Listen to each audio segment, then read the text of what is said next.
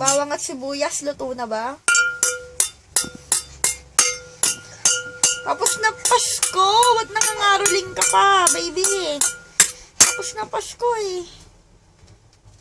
Sa may bahay ng aming bati, Merry Christmas, nawawalhati. Ang pag-ibig na siyang naghari, araw-araw ay magiging Pasko lagi. Thank you, thank you. Ang babait ninyo, thank you. Nagigigil pa.